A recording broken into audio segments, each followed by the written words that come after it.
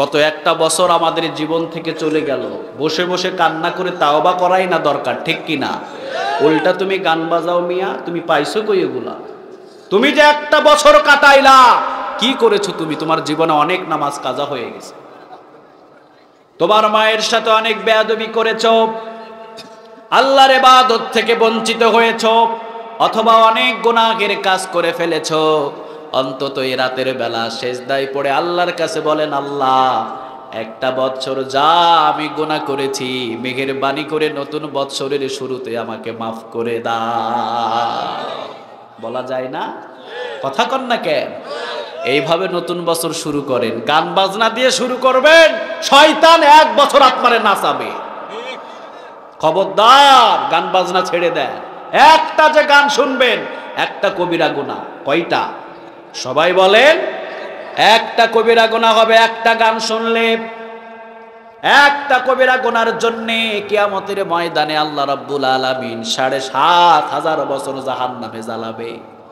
কত জ্বলবেন আপনি? জ্বলেন। সারাদিনে কত শুনছেন গান? আল্লাহ তুমি আমাদের সবাইকে মাফ করো।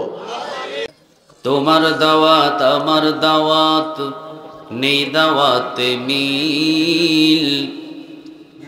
তোমার কিতাব আমার কিতাব, নেই আবার মিল।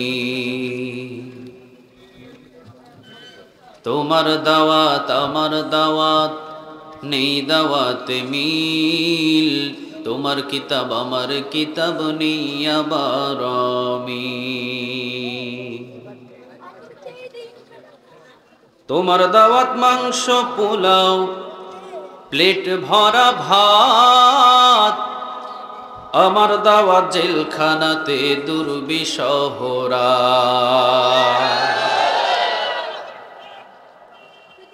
তোমার দাওয়াতে সিঁড়ি নিচে তালাশ করা নেক। আমার দাওয়াত ময়দানেতে দিন রাত করায়। তোমার দাওয়াত আমার দাওয়াত, নেই দাওয়াতে মিল। তোমার কিতাব আমার কিতাব, নেই আবার মিল।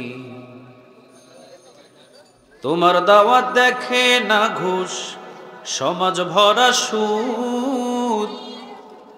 তোমার দাওয়াত বৈধতা দেয় ফিরআউন নমরুদ।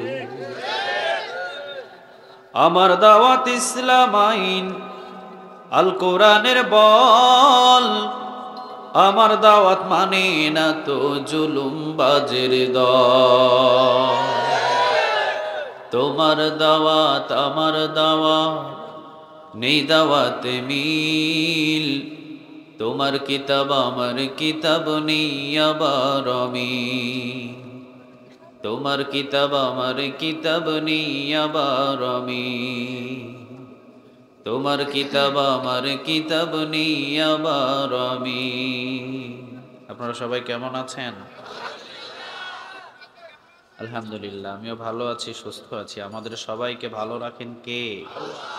সবাইকে সুস্থ রাখেন কে? আজকে যে নিয়ামতে বসেছি, এই বসার তৌফিক দিয়েছেন কে? আল্লাহর নাম নিতে কেমন লাগে? সবার ভালো লাগে? দেখি বলেন তো, ডাক দিয়ে আল্লাহ। আরো জোরে বলেন আল্লাহ। আরো জোরে বলেন আল্লাহ। কেমন লাগলো? সবাই তো বললেন না কেমন লাগছে। পৃথিবীতে এমন একটা নাম বলেন তো দেখি, যার নাম নিলে একটা নেক পাওয়া যায়? আছে?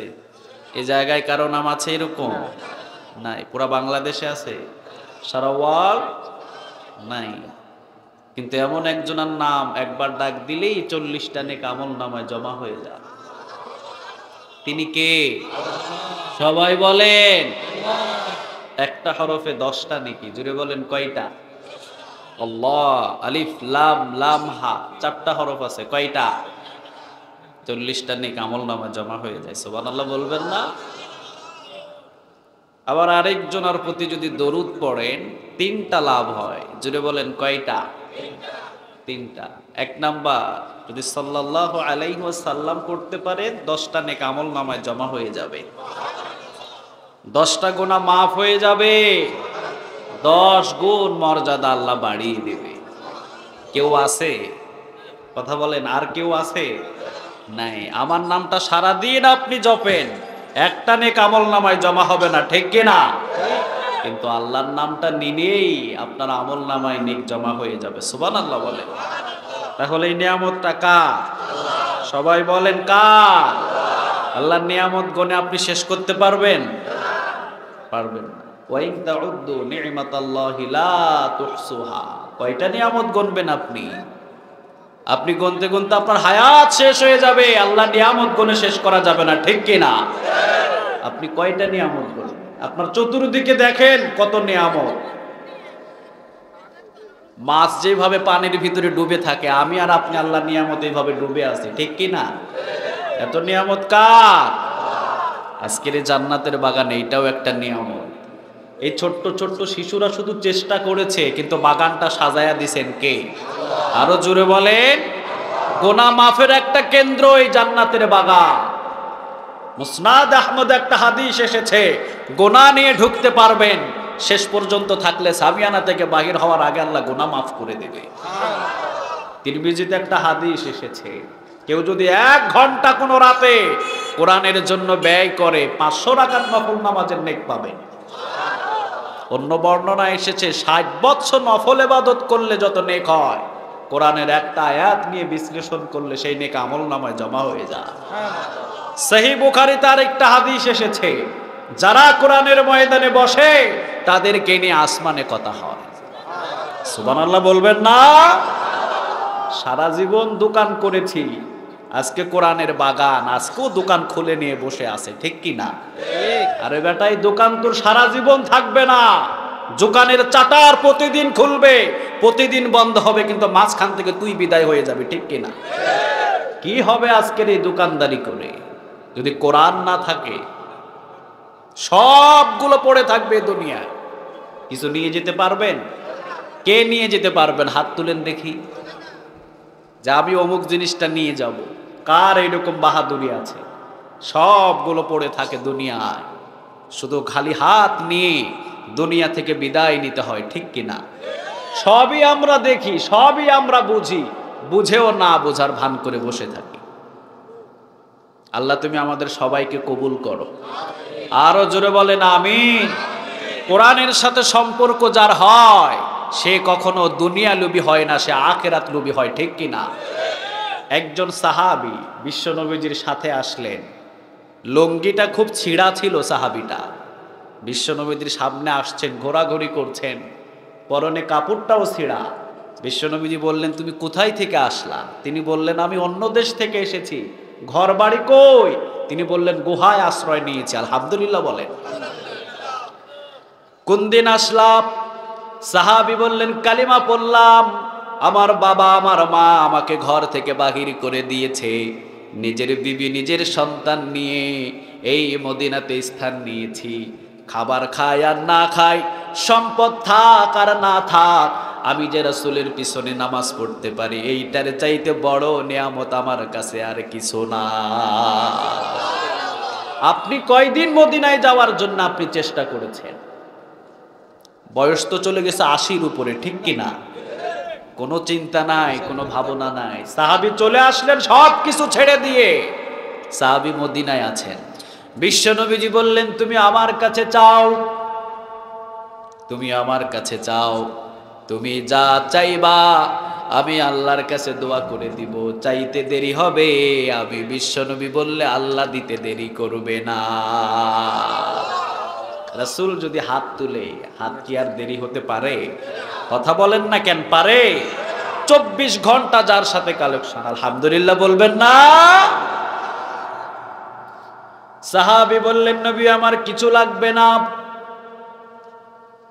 চলে গেলেন। সাহাবী আবার আসলেন, আবার বিশ্ব নবীজি বললেন, চাও, কি চাইবা চাও? সাহাবী বললেন, আমার কিছু লাগবে না। চলে গেলেন। আবার কয়েকদিন পরে আবার আসলেন, বিশ্ব নবীর সাথে দেখা। বিশ্ব নবীজি কাঁধের উপরে হাত দিয়ে পাশে বসালেন। বিশ্ব নবীজি বললেন, যা চাইবা আমি আমার আল্লাহকে বলবো, খেজুর বাগান চাইলে খেজুর বাগান দেবে, আমি যদি বিশ্বনবী বলি উহুদ পাহাড়টাকে স্বর্ণ বানায়া দাও, বলতে দেরি হবে, 1 সেকেন্ডে স্বর্ণ বানায়া দিবে কে? আমি শুধু বলবো আর হয়ে যাবে। চাও? সাহাবী বললেন, যদি চাইতেই হয় গো নবী, ও নবী আপনি দোয়া করেন, যদি চাইতেই হয়। এই এত ডিস্টার্ব করো না, আস্তে আস্তে কথা বলো না, ইশারা ইঙ্গিতে কথা বলো। চা দাও, এখানে দিয়ে দাও চা। বিশ্বনবী সাল্লাল্লাহু আলাইহি ওয়াসাল্লাম বললেন, যা চাইবা তাই পাইবা। সাহাবী বললেন, নবী যদি চাইতেই হয় তাহলে ঠিক আছে, আমি চাইলাম, আপনি দোয়া করেন আমি যেন আপনার সাথে এক জান্নাতে থাকতে পারি। আমি আপনার সাথে জান্নাতে থাকতে চাই। আর আমাদের মতো লুভি যদি হইতো, আমরা বলতাম বসুন্ধরা সিটিতে বাড়ি করে দেন, ঠিক কিনা? কানাডায় দেন, সিঙ্গাপুরে দেন, ঠিক না? কারণ আমরা হলাম দুনিয়া লুবি, দুনিয়া নিয়ে পাগল হয়ে গেছি আমরা। আমরা এখন সব অন্ধ দেখি, কালোরে দেখি সাদা, সাদারে দেখি কালো, ঠিক কিনা? হিসাব দিতে হবে কিয়ামতের ময়দানে। কালোকে কালো বলো, সাদাকে সাদা বলো, রাসূলের অন্যতম সুন্নাহ। সুবহানাল্লাহ বলেন। আমরা আজকে রাসূলের জীবনী সম্পর্কে কথা শুনবো। রাজি আছেন সবাই? সবাই রাজি?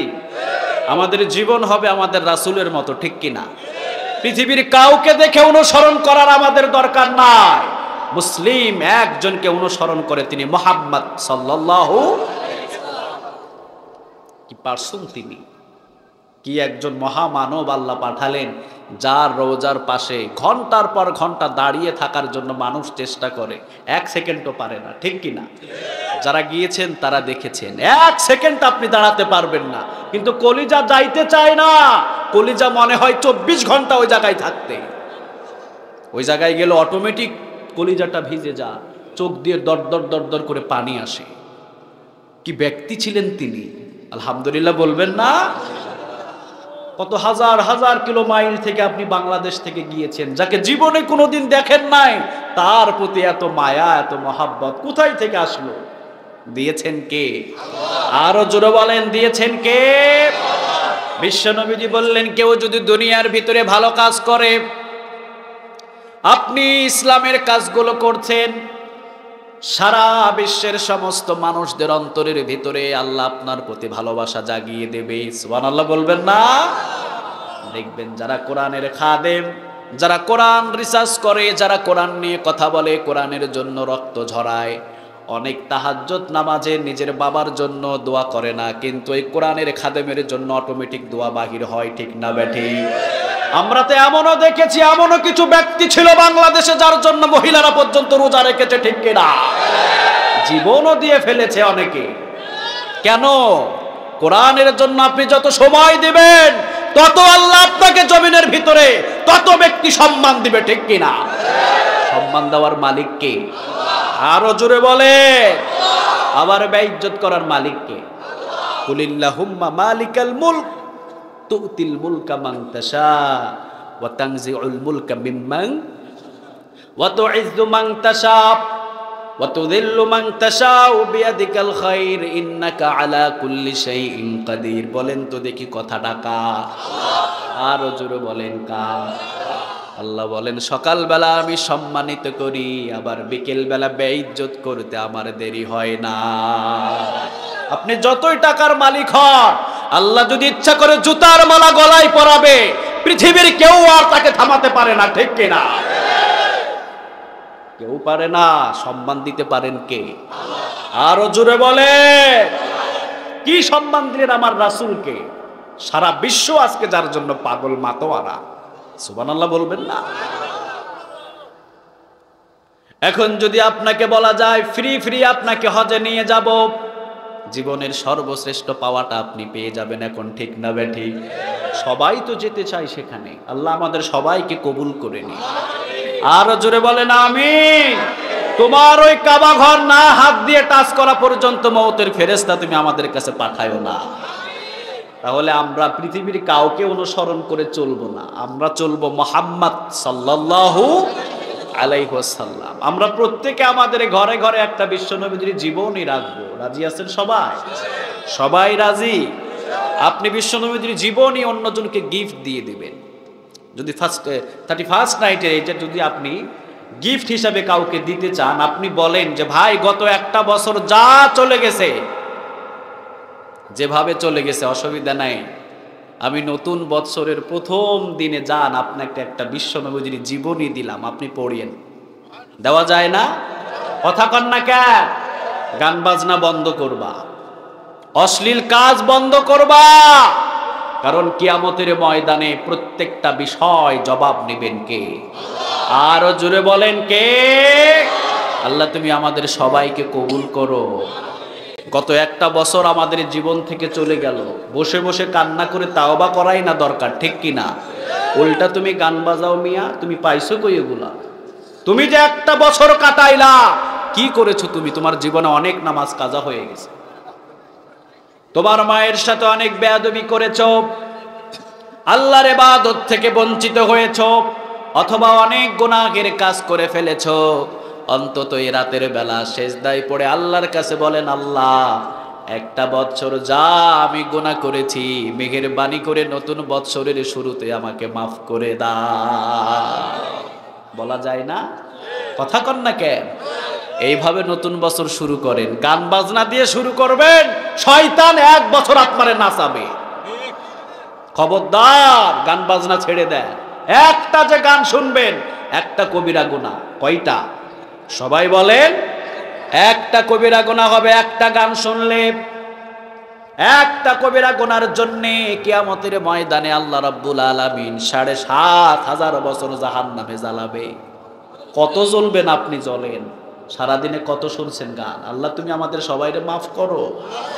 তাহলে কোরআনের ময়দানে যখনই বসি সম্মান বাড়ে না কমে? এই সম্মান বাড়িয়ে দেন কে? আল্লাহ বললেন কোরআনের সাথে সম্পর্ক হবে, দুনিয়াও দেব আমি, আখিরাতও দেব, ঠিক না বেঠিক?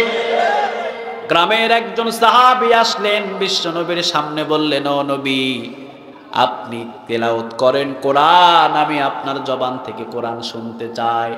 আমি হলাম একজন গোলাম মানুষ, মালিকের কাছ থেকে ছুটি এনেছি, আপনি কোরআন তেলাওয়াত করবেন, সারাদিন আপনি কোরআন শুনবো, আমি কোরআন শুনবো। বিশ্বনবী শুরু করলেন, আলহামদুলিল্লাহি রাব্বিল আলামিন। কেমন লাগে? সবাই বলেন কেমন লাগে? সূরাতুল ফাতিহা মজা লাগে না? যত তেলাওয়াত করবেন তত নেক, ঠিক কিনা? বিশ্বনবী শুরু করলেন, সাহাবী সামনে দাঁড়ালেন, আল্লাহু আকবার বলে চিৎকার দিলেন, চলে গেলেন। বিশ্বনবী যাওয়ার সময়, দরবার থেকে যাওয়ার সময় প্রায় ৭০টা উট এই সাহাবী পেয়েছিলেন হাদিয়া। আলহামদুলিল্লাহ বলবেন না?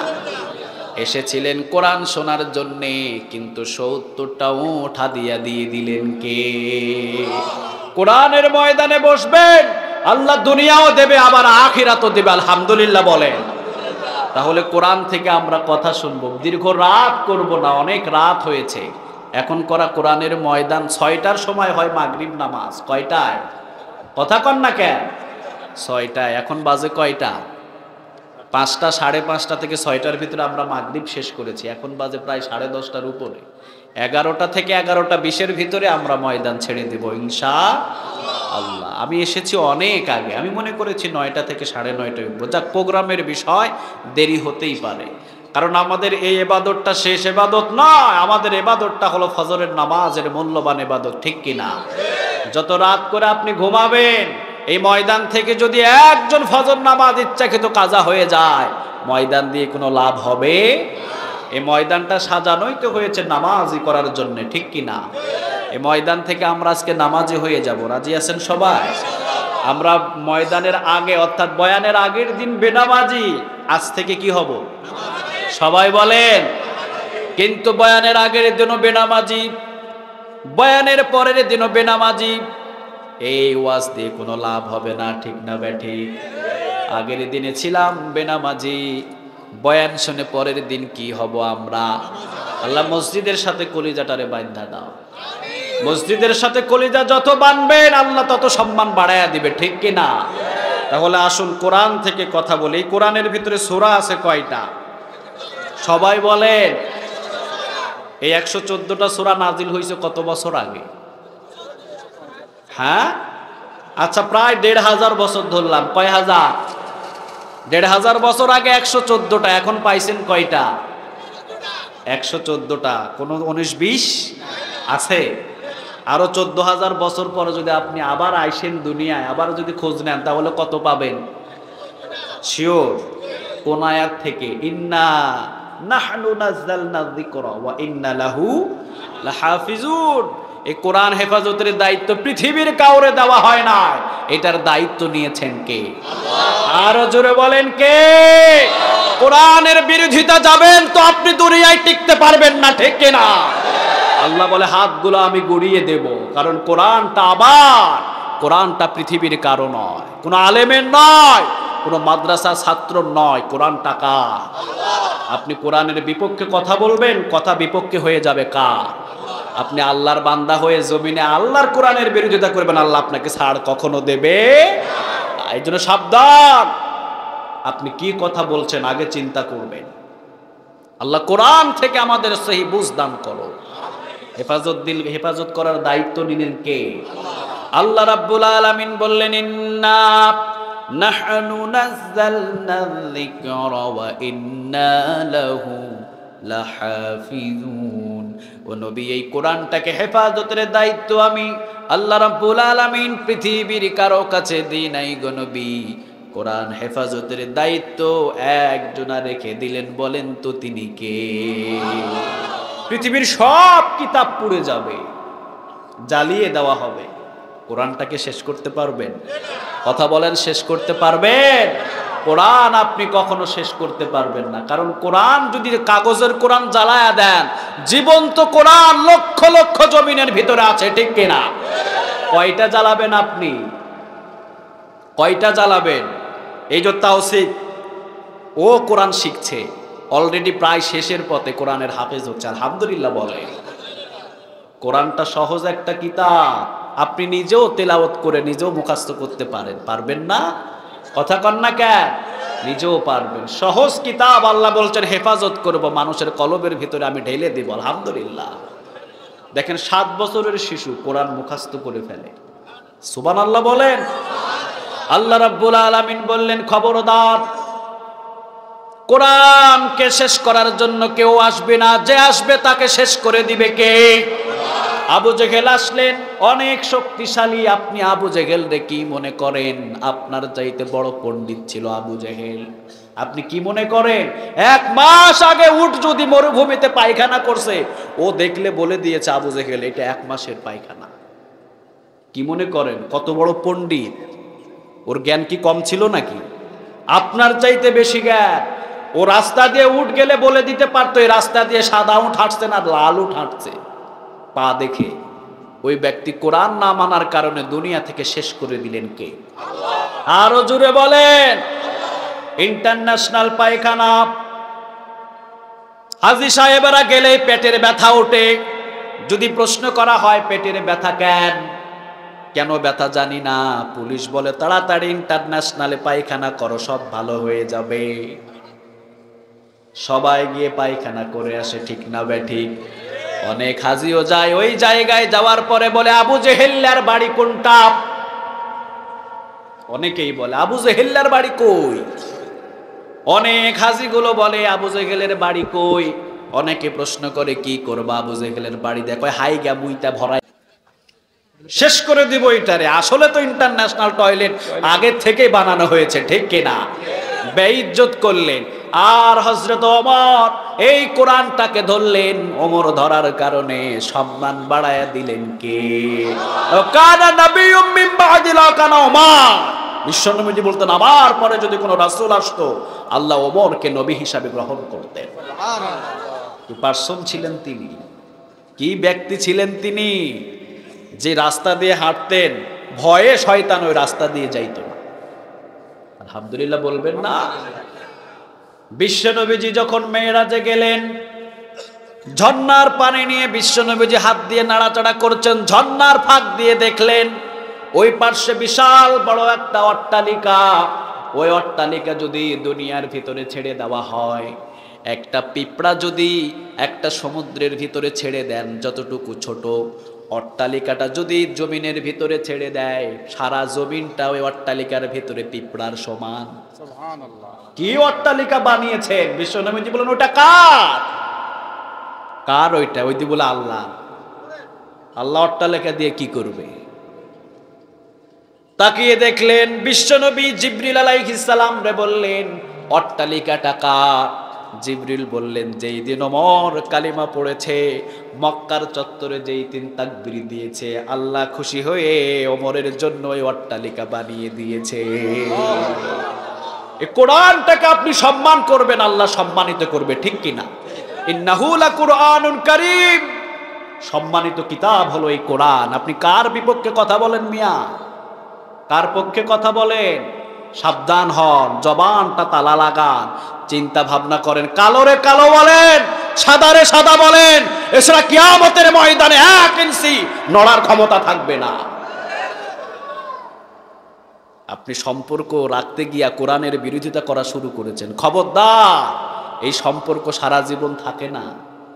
আপনার সাদা কাফন পরতে দেরি, আপনাকে ভুলে যাইতে কেউ দেরি করবে না, ঠিক কি না? আমাদের আপনকে, আরো জোরে বলেন আপনকে। কোরআন যতদিন আপনার কাছে আছে ততদিন আপনার সাথে থাকবেন কে? কোরআন আপনার সাথে নাই তো আল্লাহ আপনার সাথে নাই, ঠিক কিনা? এই জন্য আমরা সব সময় বুঝে শুনে কথা বলবো। আল্লাহ তুমি কবুল করো। ইন্নাহু লাকুরআনুন কারীম, এই কোরআনটা হলো সম্মানিত কিতাব। যখনই আপনি টাচ করবেন আপনার সম্মান মর্যাদা বাড়াবেন কে? আবু বকর এই কোরআনটাকে টাচ করলেন, আবু বকরের সম্মানটা বাড়িয়ে দিলেন কে? আরো জোরে বলেন কে? বিশ্বনবীজি হযরত আয়েশা রাদিয়াল্লাহু তাআলা আনহার সাথে বসা, বিশ্বনবীর সাথে আয়েশা বললেন ও নবী আকাশের তারকা গণব একটু আসেন। বিশ্বনবীজি বললেন আয়েশা সব গুনতে পারবা, আকাশের তারকা গণে তুমি শেষ করতে পারবা না, ঠিক না বেঠিক? আপনি পারবেন? কথা কন না কেন? আপনার পক্ষে সম্ভব? কিন্তু বিশ্বনবীজি বললেন আকাশ অসংখ্য তারকা আল্লাহ বানিয়েছে, ওই অসংখ্য তারকার চাইতে আমি যদি বলি তুমি একজন সাহাবীর নেক গণনা করতে, আকাশের তারকা যদিও তুমি গণনা করে শেষ করতে পারবা, আমার একটা সাহাবীর নেক আয়েশা তুমি গণে শেষ করতে পারবা না। আয়েশা মনে করলেন আমার বাবার নাম আসবে। আয়েশার বাবার নাম হলেন আবু বকর সিদ্দিক রাদিয়াল্লাহু তাআলা আনহু। চিন্তা করলেন নিশ্চয় আমার বাবার নাম আসবে। আয়েশা বললেন কে ওই সাহাবী? বিশ্বনবী বললেন ওমর। সুবহানাল্লাহ বলবেন না? রাগান্বিত হলেন, মনটাকে গোমড়া করলেন। বাবার প্রশংসা হয় নাই, বাবার প্রশংসা না হলে সব মেয়েদের মনটা একটু খারাপই থাকে, ঠিক না বেঠিক? মনটা নারাজ করলেন। বিশ্বনবী বললেন নারাজ করো না, তোমার বাবার প্রশংসা করি নাই, তোমার বাবার জন্য গুণগান গাই নাই। আয়েশা মনে করেছো মনে হয় তোমার বাবা আমলের দিক দিয়ে অনেক ছোট না, তোমার বাবার জিন্দেগির সব আমল তো চিন্তা ভাবনা করার প্রয়োজন নাই। একদিনের যদি নেক আমল এক পাল্লায় দেওয়া হয়, কয় দিনের? আরো জোরে বলেন কয় দিনের? যেই দিন আমি বিশ্বনবী হিজরতের সময় তোমার বাবার কপাটে একটা টোকা দিয়েছিলাম, টোকাটা তোমার বাবার কপাটে পড়ে নাই, ওই টোকাটা পড়েছিল আবু বকরের পিঠের উপরে। 6 মাস আগে বলেছিলাম আবু বকর যদি যাই তোমাকে বন্ধু হিসাবে নেব। আলহামদুলিল্লাহ, কেমনে পাইলাম 6 মাস পরে টোকা দিলাম, টোকাটা তোমার বাবার পিঠের উপরে পড়েছে, তোমার বাবা বিছানায় পিঠ লাগাই না। কি ভালোবাসা! সুবহানাল্লাহ বলবেন না? দরজা খুলে গেল, সব কিছু নিয়ে রেডি। আমি বললাম কখন রেডি হইলা? আবু বকর বললেন 6 মাস আগে বস্তাটা আমি বানছি। আলহামদুলিল্লাহ বলবেন না? আমি বিছানায় পিঠ লাগাই নাই, আপনি ডাকবেন আবু বকর বিছানায় ঘুমিয়ে থাকবে, এইটা তো হতে পারে না। আপনি কোথায় আর আবু বকর কোথায়? আপনার পায়ের ধুলি যদি আবু বকর সইতে পারে, আবু বকরের জীবন ধন্য হয়ে যায়। আপনার পায়ের ধুলি সমতুল্য আবু বকরের কোনো সম্মান নাই, ঠিক কিনা? আবার সাহাবী আবু বকরের সম্মান কি রকম? আবু বকর যদি ঘোড়ার উপরে ওঠে, ওই ঘোড়ার পায়ের ধুলি যতগুলো ওড়ে, ওই ধুলি যদি এক পাল্লাই দেন, আর আমাদের মতো সব আলেম ওলামা সব ব্যক্তির নেক আমল এক পাল্লাই দিলে আবু বকরের ঘোড়ার পায়ের ধুলির আমলটাই বেশি হয়ে যাবে, ওটার সম্মান আল্লাহর কাছে বেশি হয়ে যাবে। এমনি এমনি এত সম্মানিত হয় নাই, ঠিক কিনা? কোরআনটাকে মেনেছে, এই জন্য সম্মানিত করেছে কে? আরো জোরে বলেন। বিশ্ব নবীজি বললেন তাড়াতাড়ি আসো। আবু বকর চলে গেলেন। ফজরের নামাজের সময় হলো, সামনে থেকে সবাইকে চেনা যায়। বিশ্ব নবীজি বললেন চলো ওই গুহায় যায়। লম্বা ঘটনা। গুহার ভিতরে ঢুকলেন। বিশ্ব নবীজি বললেন আবু বকর ক্লান্ত শরীর, আমি একটু তোমার অরুর উপরে মাথা দিয়ে ঘুমাতে চাই। সারা জাহান আল্লাহর পরে যার সম্মানের স্থান, তার মাথা হলো আবু বকরের এই হাঁটুর উপরে। সুবহানাল্লাহ বলবেন না? আল্লাহর খুব ভালো লেগেছে এই দৃশ্যটা। যতটুকু সময় আমার রাসূল এই মাথা রেখেছিলেন আবু বকরের অরুর উপরে, ততটুকু সময় ফেরেশতারা নেক লিখেছে। এতগুলো নেক লিখেছে আবু বকরের জন্যে। বিশ্ব নবীজি বললেন যতটুকু সময় আমার মাথা ছিল আবু বকরের উরুর উপরে, এত ফেরেশতা নেক লিখেছে আবু বকরের জন্যে। ওই নেকটা যদি এক পাল্লাই দিয়ে দাও, আর ওমর সহ পৃথিবীর সব মুসলমানের নেক আর এক পাল্লাই দিয়ে দাও, আবু বকরের ওই সময়ের নেকের ওজন বেশি হয়ে যাবে। কি মনে করছেন আপনি কোরআনটারে? কি মনে করছেন? আল্লাহ তুমি আমাদের সবাইকে কোরআনের খাদেম হিসাবে কবুল করো। আরো জোরে বলেন আমিন। ছোট্ট একটা কিতাব, আপনি জায়গায় আছেন, যদি এটাকে একটা আয়াত অস্বীকার করেন, আপনি হাজার ধনী মানুষ হতে পারেন, আপনার 4 আনা কোনো পয়সা নাই, ঠিক কিনা? 4 আনা কোনো মূল্য না আল্লাহর কাছে। কিন্তু কোরআনটাকে যদি আপনি বুকে ধরে রাখতে পারেন, আপনি হতে পারেন রিকশা চালক, কিন্তু আল্লাহ আপনাকে সম্মান কম দিবে না বেশি দিবে? সুবহানাল্লাহ বলবেন না? এই জন্য আল্লাহ রাব্বুল আলামিন বললেন ইন্নাহু লাকুরআনুন কারীম। সম্মানিত কিতাবটাকে যখন আপনি টাচ করবেন, আপনার সম্মান বাড়ায়া দিবে কে? আরো জোরে বলেন কে? বলেন তো দেখি। আমরা যখন যাই ঘরের ভিতরে সোফার উপরে বসি, আমরা যখন খাটের উপরে বসি, সব সময় তো লাথি লাগে। কোনো সালাম আছে?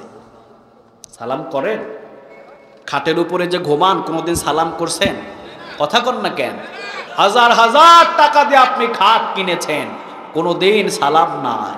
কিন্তু আপনি সাধারণ 30 টাকা দিয়ে একটা রেহেল কিনে এনে কোরআনটা যখন ওই রেহেলের উপরে রাখেন, বলেও যদি লাথি লেগে যায়, কি করেন? কথা কন না কেন? শুধু সালাম করেন না, চুমাও খান, ঠিক না ঠিক? কেন? হাজার হাজার টাকা দিয়ে আপনি সোফা সেট বানিয়েছেন, খাট বানিয়েছেন, ওইটাও তো কাঠের। সালাম করলেন না কেন? মাত্র 30 টাকার রেহেলকে সালাম করলেন কেন?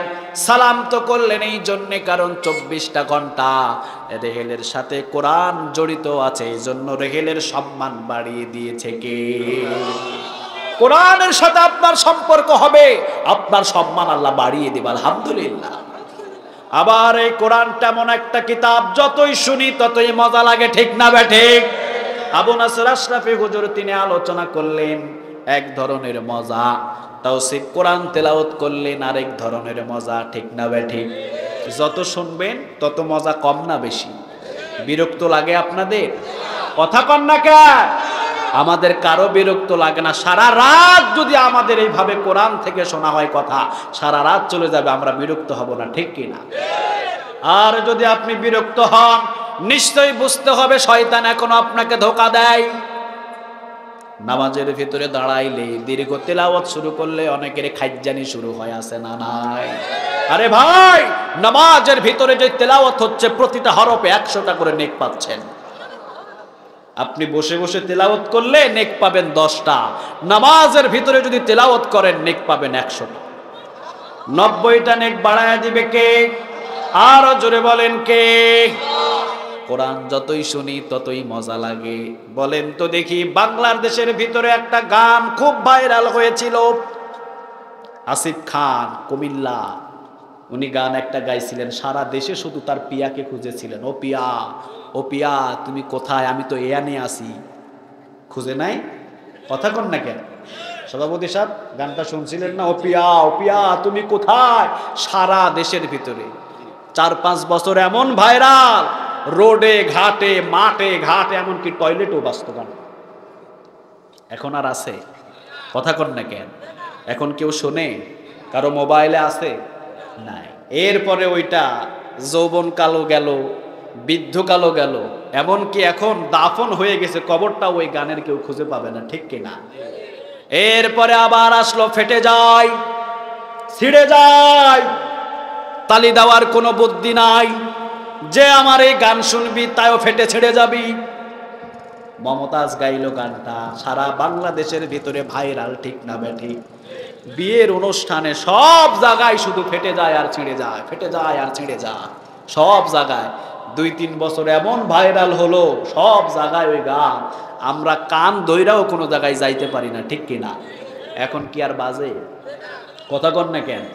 এখন আর ওই গান ভাইরাল আছে? বোঝা যায় 2 থেকে 3 বছর একটা গান, এরপর আর কেউ শোনে না, ঠিক না বেঠিক? ভাইরাল হলো, আবার 2 থেকে 3 বছরের ভিতরে যৌবন কালো শেষ, বৃদ্ধ কালো শেষ, একবারে দাফন, ঠিক না বেঠিক? এরপর আবার আরেকটা কি এসলো, বাদাম বাদাম। কি বাদাম? দেখছে? বাদাম বাদাম, আপনি দেখেন নাই? হায় হায় হায় হায়, পুরা ওয়ার্ল্ড এটা মাথায় ফেলছে একটা বাদাম। বাদাম বাদাম কি ভাইরাল, এখন আর আছে ওইটা? কথা কন না কেন? 2 থেকে 3 বছর গান সবগুলো দাফন হয়ে যায়। কোরআনটা নাজিল হলো 1500 বছর। কয় হাজার? কথা কন না কেন? সূরাতুল ফাতিহা নাজিল হলো কয় হাজার বছর আগে? 1500 বছর আগে। আপনি প্রতিদিন যদি আপনি নামাজ পড়েন, লা সলাতা ইল্লা বিফাতিহাতিল কিতাব, সূরাতুল ফাতিহা ছাড়া আপনার নামাজ হবে না, ঠিক কি না? আপনি সুন্নত নামাজ পড়বেন 4 রাকাত, সূরাতুল ফাতিহা লাগে কয়বার? বিতির নামাজ পড়বেন 3 রাকাত, সূরাতুল ফাতিহা লাগে কয়বার? আপনি যখন তাহাজ্জুদ পড়বেন 12 রাকাত, সূরাতুল ফাতিহা লাগে কয়বার? সব নামাজেই সূরাতুল ফাতিহা লাগে। একজন নামাজি 40 থেকে 42 রাকাত নামাজ পড়ে, প্রতিদিন 40 থেকে 42 বার সূরাতুল ফাতিহা পড়ছে এবং ইমামের জবান থেকে শুনছে। বিরক্ত লাগে? সবাই বলেন লাগে? আগামী বছর 10 বছর পরে বরং সূরাতুল ফাতিহা যত দিন যাবে তত দিন দিন সূরাতুল ফাতিহার যৌবন বাড়ায়া দিবে কে? যতবার শুনি ততই মজা লাগে, ঠিক কিনা? এই জন্য কোরআন এমন একটা কিতাব, আপনি যখনই ধরবেন, যখনই পড়বেন, তখনই আপনার কাছে শুধু মজাই লাগবে। আলহামদুলিল্লাহ বলেন। আল্লাহ তুমি কবুল করো। আরো জোরে বলেন আমিন। এই কোরআনের 48 নম্বর সূরা। ক্রমিক নাম্বার কত? কথা কন না কেন? ক্রমিক নাম্বার হলো 48, আয়াত নাম্বার হলো 29। সূরার নাম হলো সূরা ফাতহ। নাম বলেন। সূরার নাম ফাতিহা না, ফাতিহা না, ফাতহ, লাস্টে একটা হার উচ্চারণ আসবে। সূরার নাম 48 নম্বর সূরা। ক্রমিক নাম্বার খুঁজলেই পেয়ে যাবেন। 114টা ক্রমিক, তার ভিতরে কত নাম্বার? 48। এই সূরার 29 নম্বর আয়াতে আল্লাহ বলছেন মুহাম্মাদুর রাসূলুল্লাহ। মুহাম্মদ কার রাসূল? সবাই বলে তিনি এমন রাসূল জীবনে কোনোদিন একটাও মিথ্যা কথা বলে নাই। আমাদের ভিতরে মিথ্যা আছে না নাই? ফোন করে বলে দোস্ত তুই কই? ঘুমিয়ে আছে এখনো কম্বলের ভিতরে, কয় এখন আমি রেস্টুরেন্টে। আবার গ্রামে এসেছে, গ্রামের বন্ধু ফোন দিয়েছে, আমি শুনলাম তুই নাকি গ্রামে এসেছিস, হাওলাতে টাকাটা দিয়ে যাস। কয় আমি এখনো গ্রামে আসি নাই, এখনো ঢাকা। অথচ গ্রামে এসে বসে আছে। মিথ্যা কথা আছে না নাই? প্রত্যেকটা দিন আপনি কতই মোবাইল দিয়ে মিথ্যা কথা বলছেন, আপনি নিজেই বলেন। আর একটা মহিলা মেয়ে যদি পায় তাহলে তো এ তো প্রধানমন্ত্রীর ছেলে হয়ে যায়, ঠিক কি না? কিছু নাই, কথাও ঠিক নাই, হে কয় আমি মন্ত্রীর ছেলে, বলে না? কথা কও, কত মিথ্যা কথা। খবরদার, রাসূল জীবনে একটা মিথ্যা কথা বলে নাই। আবু জেহেল যখনই দেখতেন তখনই আবু জেহেল বলতেন ওই যে মুহাম্মদ আমাদের সামনে দিয়ে হেঁটে যায়, জীবনে কোনোদিন একটা মিথ্যা কথা বলে নাই। যা মুহাম্মাদের উপাধি দিয়ে দিলাম আল আমিন। সুবহানাল্লাহ বলবেন না? আল আমিন, চূড়ান্ত বিশ্বাসী। জীবনে কোনোদিন রাসূল একটা মিথ্যা কথা বলে নাই। আলহামদুলিল্লাহ বলেন। গরিব মানুষদেরকে রাসূল বেশি ভালোবাসতেন। আপনি বাসেন তো? আপনিও বাসেন? বিশ্বনবীজিকে যারা কষ্ট দেয়, বিশ্বনবীজি তাদেরকে ভালোবাসেন বেশি। আলহামদুলিল্লাহ বলবেন না? আর আমাদেরকে যারা কষ্ট দেয় তাদেরকে কি করি? তাকে আরো বেশি কষ্ট দেওয়ার চেষ্টা করি, ঠিক কি না? কিন্তু রাসূল না, রাসূল প্রতিদিন মসজিদে যান, কাবা ঘরে যান, একটা বুড়ি প্রতিদিন ওখানে কাটা রাখে। কি রাখে? কাটা। শুনেন না আপনারা? প্রতিদিন কাটা রাখে, বড়ই কাটা রাখে প্রতিদিন। বিশ্বনবী যখনই যায় পায়ের ভিতরে কাটা বেঁধে যায়। রাসূলকে কষ্ট দিলে কষ্ট পান কে? আরো জোরে বলেন তো দেখি কে? কিন্তু রাসূল কোনোদিন বদদুয়া করেন নাই, এই জন্য আল্লাহ বুড়িকে ধ্বংস করে নাই। কিন্তু যদি রাসূল প্রথম দিনে বলতেন আল্লাহ বুড়িটাকে শেষ করে দাও, বলতে দেরি, শেষ হতে কখনো দেরি হতো না, ঠিক না? বিশ্বনবীজিকে কাটা দিলেন, পায়ের ভিতরে বেঁধে গেল, বুড়ি খিটখিট করে হাসলেন, চলে গেলেন। রাসূল কাটাটাকে সরিয়ে দিলেন, দ্বিতীয় দিন আবার রাখলেন, তৃতীয় দিন আবার রাখলেন, প্রতিদিন এইভাবে রাখলেন, প্রতিদিন বিশ্বনবীজিকে কষ্ট দিলেন। হঠাৎ করে একদিন কাটা নাই। কিরে কাটা নাই কেন? বিশ্বনবীজি দ্বিতীয় দিন দেখলেন আবার কাটা নাই। কাটা নাই কেন? তৃতীয় দিন আবার দেখলেন পথের ভিতরে কোনো কাটা নাই। বিশ্বনবীজি খোঁজা শুরু করলেন, খুঁজতে খুঁজতে ঘর পেয়ে গেলেন। ঘরের ভিতরে ঢুকে দেখলেন অনেকগুলো কাপড় জমে আছে। এই কাপড়গুলো না ধুলে দুর্গন্ধ ছড়ায়, নিজ হাতে সব কাপড়গুলো ধুইলেন। সুবহানাল্লাহ বলবেন না? কাকে অনুসরণ করবেন আপনি? কাকে? দেখেন রাসূলের জীবনী। নিজ হাতে সব কাপড়গুলো তিনি ধুইলেন। সব কাপড়গুলো ধোয়ার পর এরপরে বিশ্বনবী সাল্লাল্লাহু আলাইহি ওয়াসাল্লাম দেখলেন ঘরের ভিতরে অনেক কাচড়া। নিজ হাতে তিনি ঝাড়ু দেওয়া শুরু করলেন। একদিক থেকে আর এক দিকে ঝাড়ু দিয়ে নিয়ে গেলেন। বিশ্বনবীজি দেখলেন ঘরের ভিতরে কোনো খাবার নাই, দৌড় দিয়ে চলে গেলেন। ভালো ভালো তাজা তাজা কিছু ফল এনে বৃদ্ধা মহিলার পাশে রেখে বিশ্বনবীজি বিদায় হয়ে গেলেন। দ্বিতীয় দিন দেখলেন কাটা নাই, বুঝলেন এখনো সুস্থ হয় নাই। আবার তাজা তাজা ফল নিয়ে বিশ্বনবীজি আবার আসলেন। আবার আসার পর দেখলেন ঘর অনেক কাঁচরা হয়ে আছে, কারণ মরুভূমির ঘর। একটু যদি ঝড় হয় বালুয়ে পুরা ঘর ভরে যায়, ঠিক না ব্যাঠি? যারা সৌদিতে আছেন তারা জানেন, অটোমেটিক একটু ঝড় হলেই বালু এসে সব ভরে যায়। দক্ষিণে হাওয়ায় উত্তরে বালু যায়, উত্তরে হাওয়ায় দক্ষিণে বালু যায়, ঠিক কিনা? বিশ্বনবীজি আবার ঝাড়ু দিলেন, আবার ঝাড়ু দিয়ে ফল রেখে চলে গেলেন। তৃতীয় দিন আবার আসলেন। এবার বৃদ্ধা মহিলা তাকিয়ে দেখে কে আমার ঘরের ভিতরে ঝাড়ু দেয়। বললেন তুমি কে? কে তুমি আমার ঘরের ভিতরে? বিশ্বনবীজি বললেন মা, যেই দিন পর্যন্ত যাকে কাটা দিয়ে কষ্ট দিয়েছেন ওই এতিম মুহাম্মদ আপনার ঘরে হাজির হয়েছে। কষ্ট দিয়েছেন আপনি, আর আপনার ঘরে খেদমতের জন্য আমি হাজির হয়েছি। আলহামদুলিল্লাহ বলেন। বৃদ্ধা মহিলা বলল, প্রতিশোধ নেওয়ার জন্য এসেছো নাকি? প্রতিশোধ নিবা, ঠিক আছে প্রতিশোধ নাও। এখন তো আমি অসুস্থ, মারধর করলেও আমি কিছু বলতে পারবো না। বিশ্বনবীজি বললেন, খবরদার মা, আপনি এমন কথা বলবেন না। আপনি যদি আমার পেটের ভিতরে ছুরিটাও ঢুকিয়ে দিতেন, আমি মুহাম্মদ আপনাকে বড় দোয়া দিতাম না। আর আপনি তো একটা কাঁটা দিয়েছেন, শুধু যদি একটা ছুরিও ঢুকিয়ে দিতেন, আমি মুহাম্মদ আপনাকে বড় দোয়া দিতাম না। আলহামদুলিল্লাহ বলেন। বৃদ্ধা মহিলা বললে, কেন এসেছো আমার বাড়ি? বিশ্বনবীজি বললেন, মা, 3 দিন পর্যন্ত যেই নতুন ফল আপনি পাশে পেয়েছেন ওইটা হলো এই মুহাম্মাদের দেওয়া হাদিয়া।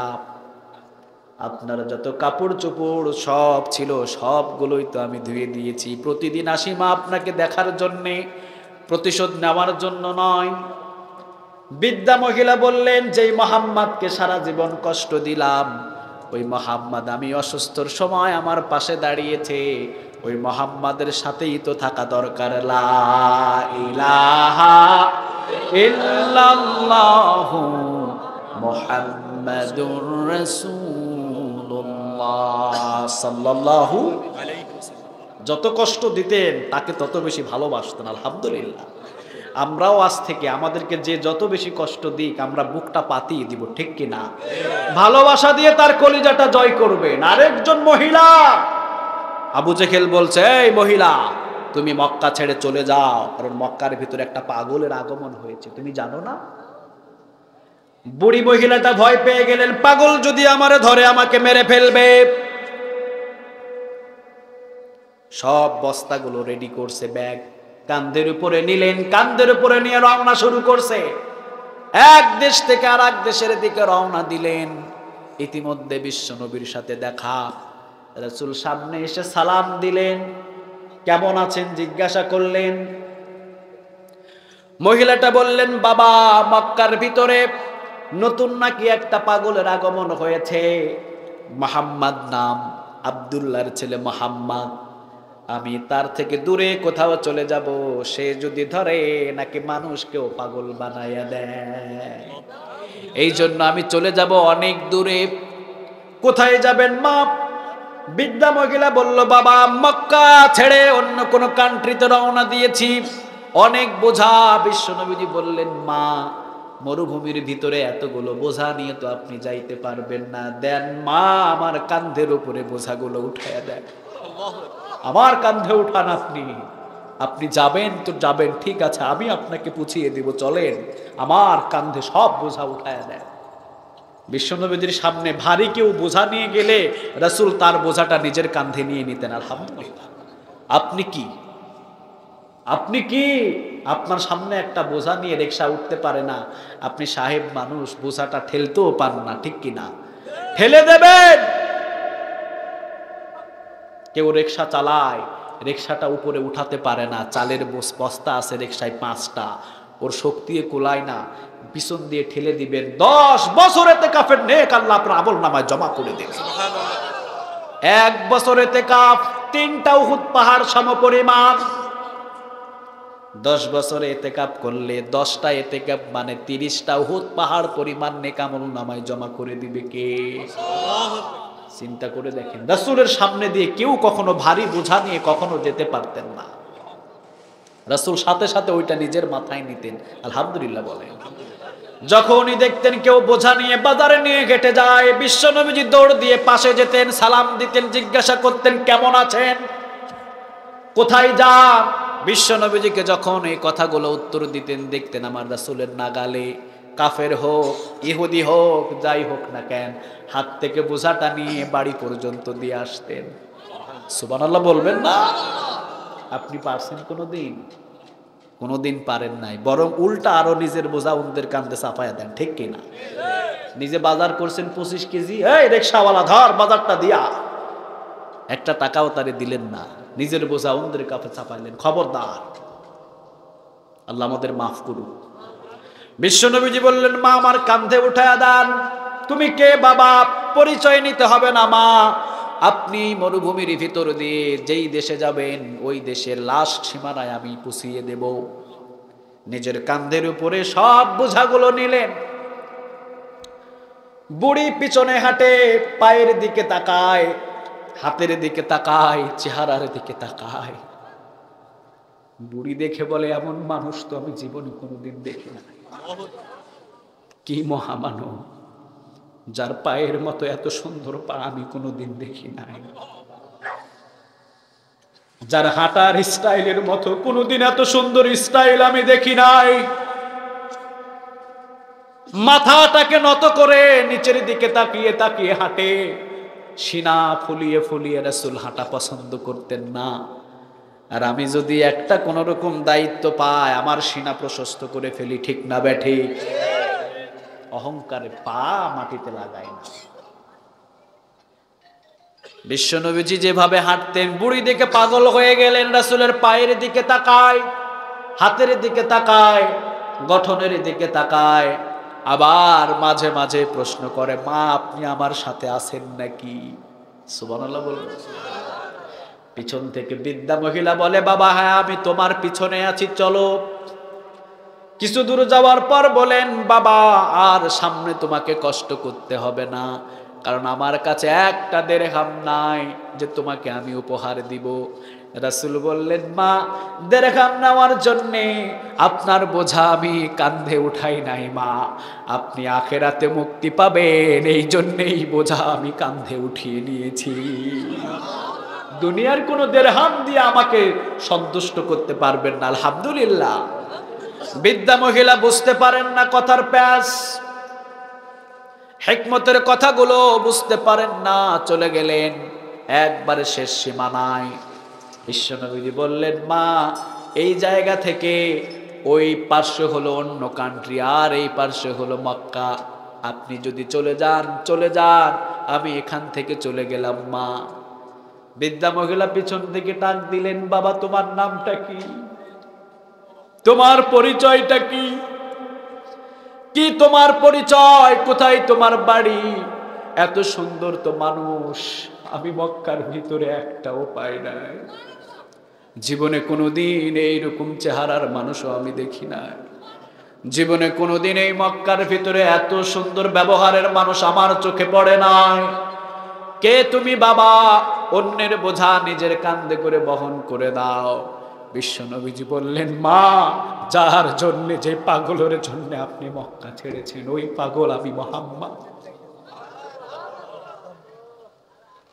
আপনি যেই পাগলের জন্য মক্কা ছাড়ছেন ওই পাগল আমি মুহাম্মদ, আমি হলাম আব্দুল্লাহর ছেলে মুহাম্মদ, যাকে মক্কার নেতারা পাগল বলে। মহিলা বললেন, খবরদার, তোমাকে পাগল বলা যায় না, যে তোমাকে পাগল বলবে সে হলো বড় পাগল, ঠিক না বেঠে? তুমি পাগল নয়, যে অন্যের বোঝা নিজের কাঁধে বহন করে সে কখনো সাধারণ মানুষ হতে পারে না। পড়ে নিলাম লা ইলাহা ইল্লাল্লাহু মুহাম্মাদুর রাসূলুল্লাহ সাল্লাল্লাহু। মক্কার ভিতরে একটা তরকারিওয়ালা, কিওয়ালা, কথা কন না কে, তরকারিওয়ালা, মাছওয়ালা, মুসি যদি মুসলমান হয়, এদের সাথে তো আমরা কথাই বলি না, ঠিক কিনা? কথাই বলি না আমরা শরমে, তাদেরকে একটা গোলাম হিসাবে আমরা ব্যবহার করি। বিশ্বনবীজি মক্কা এবং মদিনার প্রেসিডেন্ট যখন হয়ে গেলেন, রাসূলকে এক পলক দেখার জন্য সব মানুষেরা পাগল হয়ে থাকে। আলহামদুলিল্লাহ বলেন। সুখের সময়, দুঃখের সময় নয়, ওই সময়টা ছিল সুখের সময়। মক্কা এবং মদিনার ভিতরে কালিমার পতাকা উড়িয়ে দিয়ে বিশ্বনবীদের হাতে উঠাইয়া দিলেন। আলহামদুলিল্লাহ বলেন। বিশ্বনবীজিকে এক পলক দেখার জন্য সবাই পাগল হয়ে থাকে। তরকারির দোকানে গেলেন আমার রাসূল, ছোট্ট তরকারির একটা বোঝা নিয়ে বসে আছে। বিশ্বনবীজি কাঁধের উপরে হাত দিলেন। বিশ্বনবীজি নিজেই তরকারির দোকানের পাশে বসলেন আর বললেন, আজকে তোমার তরকারি আমি মুহাম্মদ বিক্রি করে দেব। আপনি কয়দিন পারছেন? আপনি তো অহংকারে সবসময় ফেটে পড়েন, ঠিক কিনা? অহংকার আর অহংকার, সময় হলে তো ঠিকই বুকে জড়ায় নেন, আবার যখন সময় ফুরিয়ে যায় তখন ফুটবলের মতো এক লাথিতে একবারে মাঠের বাহিরে, ঠিক কিনা? এমন কেন হইলেন আপনি? নরম হন। আগে এক রূপ পরে এক রূপ, মুনাফিক, ঠিক কিনা? খবরদার মুনাফিক হবেন না। আগেও যেই রকম পরেও, সবাই বলেন, আগেও যেই রকম পরেও সেই রকম। এক সময় পরবেন টুপি, এক সময় পরবেন পাঞ্জাবি, ধোকা দিয়ে বসে আবার শুরু করবেন অত্যাচার। পছন্দ করেন না কে? আরো জোরে বলেন। কি করেছেন তারা? আপনি কোথায় আছেন? সাথী বানালেন আবু বকরকে, আরেকজনকে সাথী বানালেন, নাম হলেন ওমর। ওমরকেও সাথী বানালেন। তিনি এমন ওমর, জীবনে কোনোদিন শরীয়তের দিক থেকে 19 থেকে 20, 20 থেকে 19 কখনো করে নাই। সুবহানাল্লাহ বলবেন না? এক যেইটা আছে ওইটাই করতে হবে। 80টা বেতের বাড়ি, 79টা হবে না, 80টাই হবে। হুকুমটা কার? আর জোরে বলেন তো দেখি কার? শরিয়ার যতগুলো হুকুম ওমরের সামনে থেকে 1 ইঞ্চি পরিমাণ কেউ সরাতে পারবে না। আরহামু উম্মতি বি উম্মতি আবু বকর। আবু বকর ছিলেন নরম প্রকৃতির মানুষ। ওয়া আশাদ্দুহুম ফি আমরিল্লাহি ওমর। ওমর ছিলেন এত কঠিন, ওমরের সামনে শয়তানও ভিড়তে পারতো না। ওমর রাদিয়াল্লাহু তাআলা আনহু তিনি কোরবানের বাজারে ঢুকলেন। আমি 12.5 লক্ষ বর্গ মাইলের প্রেসিডেন্ট, আমি ওমর। আমার কোরবানের হাটে অনেক দুর্নীতি হতে পারে, দাও আমার সেই পোশাকটা দাও যেই পোশাক পরলে ওমরকে আর কেউ চিনে না। পোশাক পরে নিলেন ওমর, চোখ বাঁধলেন, মাথায় আর একটা গামছা বাঁধলেন, রওনা দিলেন গরুর বাজারে, উঠের বাজারে, দুম্বার বাজারে। বলেন তো দেখি, গরুর দালালেরা কি হাসা কথা কয়? কথা কন না কেন? 24 ঘন্টাই তো মিথ্যা কথা তাদের মুখে, ঠিক কি না? আগেই বলে থাকে পাটি আনতেছি 10,000 রাইখা দিবা, এছাড়া কিন্তু পাটি থাকবে না, ঠিক কি না? সব সময় দুর্নীতি ওখানে। ওমর চলে গেলেন কোরবানের বাজারে। যাওয়ার পরে ঘোরাঘুরি করে দেখছে কেউ পশুর দাম বেশি নেয় কিনা, কেউ 2 নম্বরে করে কিনা।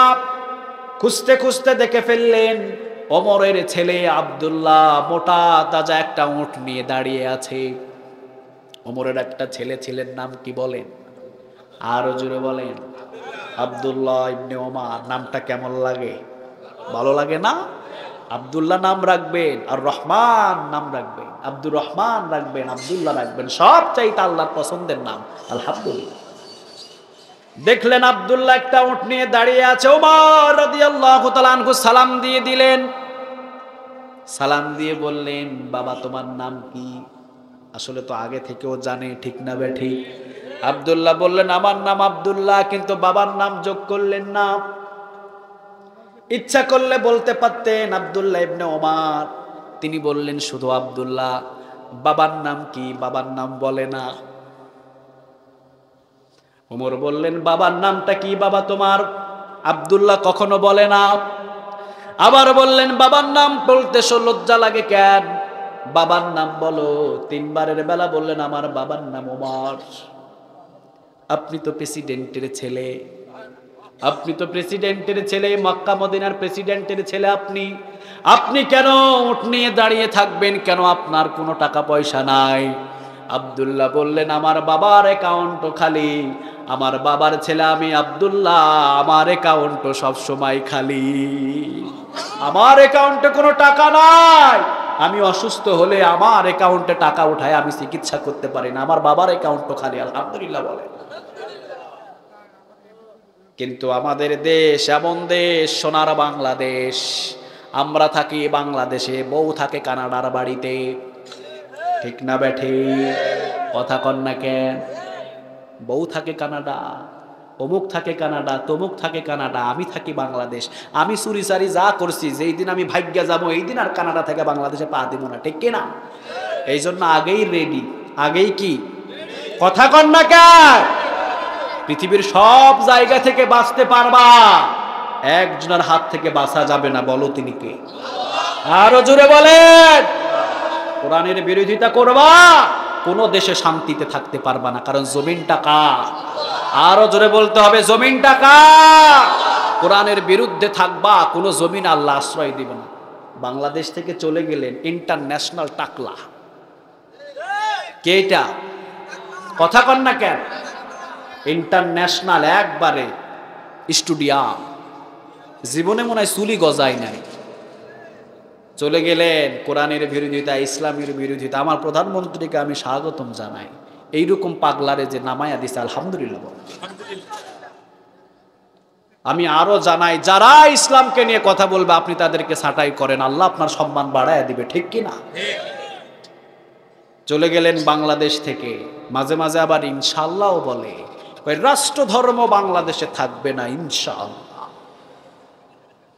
করছে ইসলামের 2 নম্বরই, আবার লগে লাগাইছে কি? কথা কন না কেন?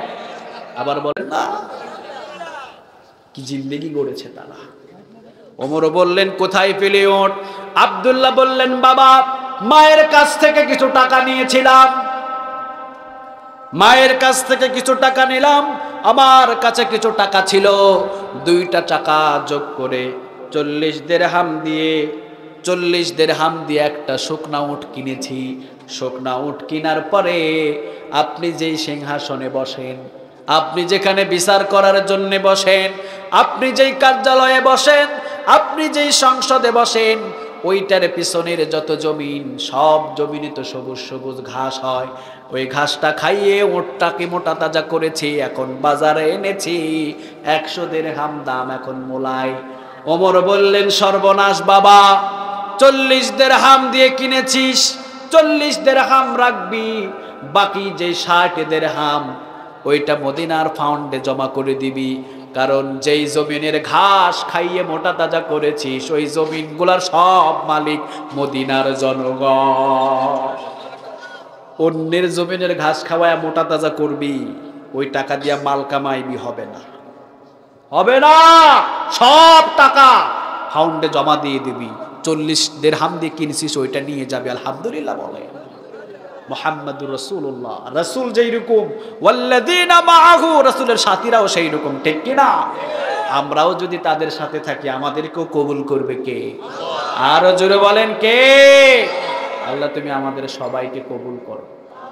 ওয়া আখির দাওয়ানা আনিল হামদুলিল্লাহি রাব্বিল আলামিন। আমরা মোনাজাতের মাধ্যম দিয়ে এখানে সবাই বিদায় নেব ইনশাআল্লাহ।